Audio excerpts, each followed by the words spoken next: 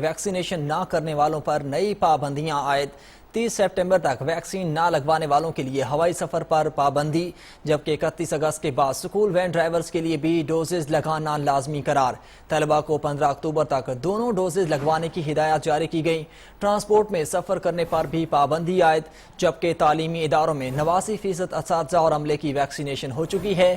وفاقی وزیر اسد عمر اور ڈاکٹر فیصل سلطان کی جانب سے پریس بریفنگ دی گئی۔ تعلیمی اداروں میں 89% اساتذہ اور عملے کی ویکسینیشن ہو چکی ہے۔ اسد عمر کہتے ہیں اگست کے بعد سکول ٹرانسپورٹرز ویکسینیشن کے بغیر کام نہیں کر سکے گا، جبکہ سکول وین ڈرائیورز کے لیے بھی ویکسینیشن لازمی قرار دی گئی۔ 30 ستمبر کے بعد بغیر ویکسین ہوائی سفر پر بھی پابندی ہوگی۔ ہوٹل اور شادی ہالز میں آنے والوں کے لیے 30 ستمبر تک ویکسینیشن لازمی قرار دی گئی۔